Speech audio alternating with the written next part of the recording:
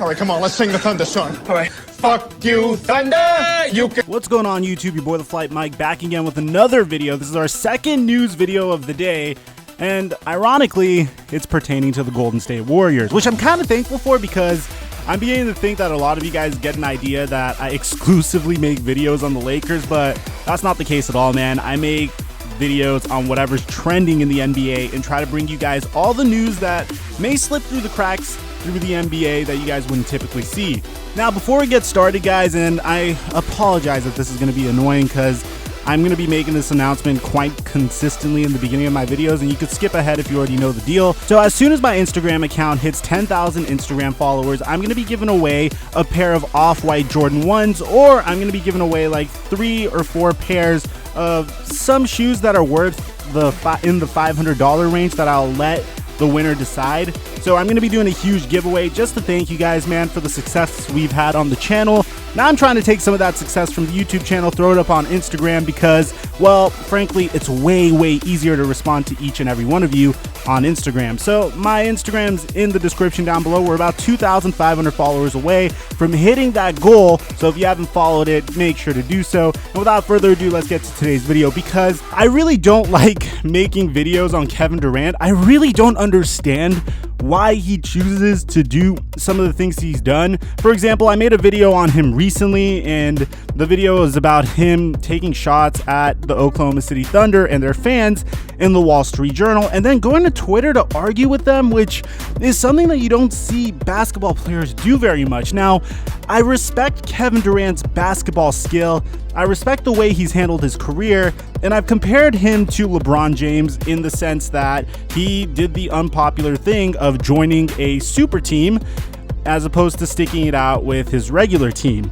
And they both went about it in different ways. I'll leave a link to that video in the description down below. But to summarize it, LeBron definitely learned from his mistakes, learned from the way he carried himself, and even went back to Cleveland and won a championship. Whereas Kevin Durant just consistently plays victim about the way it's happened. You know, he keeps on saying the way he acts is justified and the OKC fans don't deserve to have him back and stuff like that. I'm going to leave a link to the video in the description down below. But what we're doing today is very similar to the other video because this time he's going at his former team, the Golden State Warriors, and he's going back and forth with Steph Curry. And honestly, in my last video, which showed Steph Curry working out, I talked about how much I respect the way Steph Curry carries himself. I'm not a huge Steph Curry fan. I'm a Laker fan, and don't get me wrong, what Steph Curry did to the NBA, making it all about pace and space and threes, is absolutely insane to me, considering the fact that he's not that athletic, but he changed the landscape of the NBA.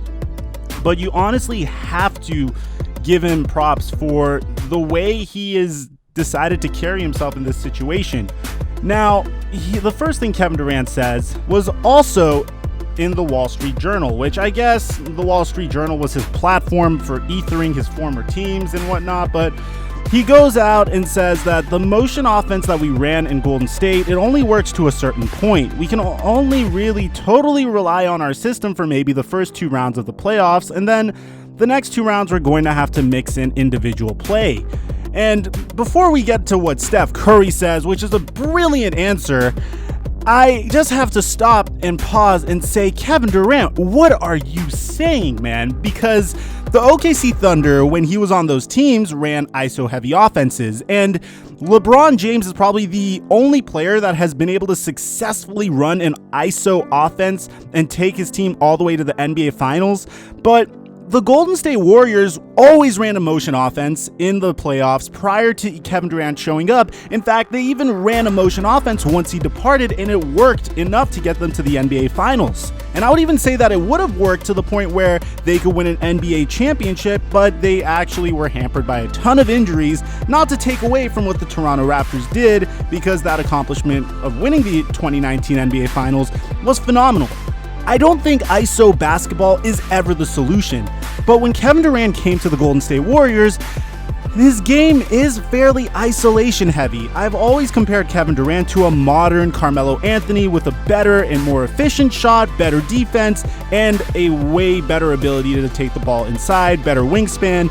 Again, similar game to Carmelo, only instead of trying to hit deep twos, Kevin Durant's hitting deep threes, and that translates in today's NBA. Now, if you think that's a crazy take, you can roast me in the comment section, but that's the way I perceive Kevin Durant. Now, I never think ISO ball is the answer. I feel like ISO ball is just something basketball players want to do so they could seem like the hero in their offenses. Even Kobe Bryant and Michael Jordan, they've had periods of their careers where they played ISO heavy basketball.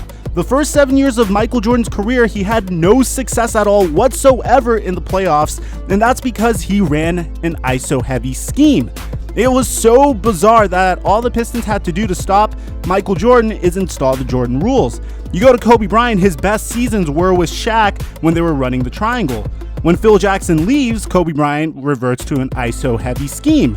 And then once again, and he had great numbers. He put up great statistics, but he wasn't winning championships. And as a result, you saw Phil Jackson come back, and eventually we saw Kobe Bryant win 2 more championships. Of course, he had some help on the side and a great team, but you understand my point.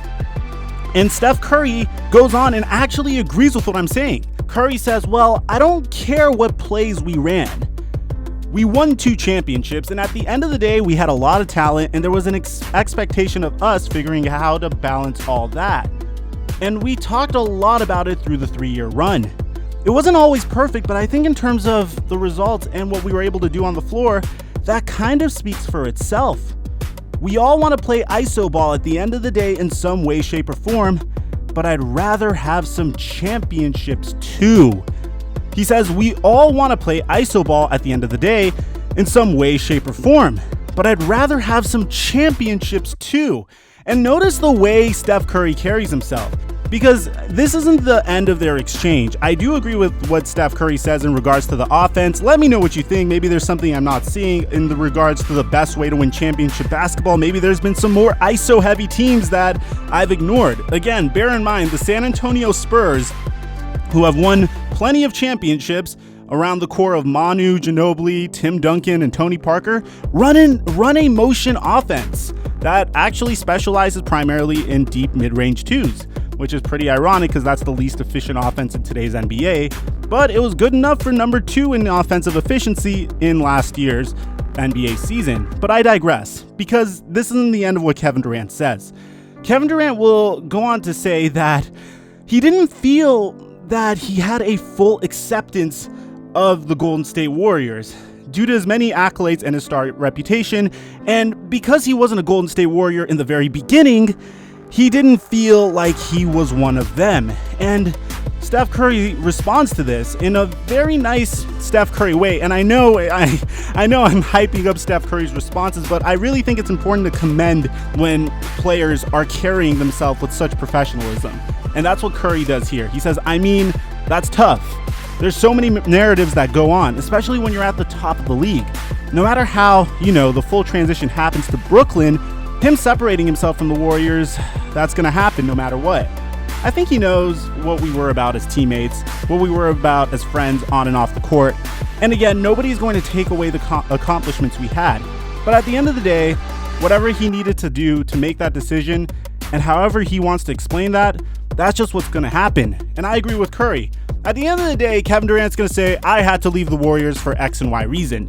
And this is his reasoning. Again, it doesn't really make a lot of sense, but then again, Kevin Durant hasn't really been the most logical person with the way he's handling himself.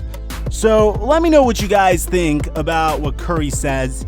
I guess that was the longer version of his response, and I just had to share that with you because I felt like that just ties things all together, man.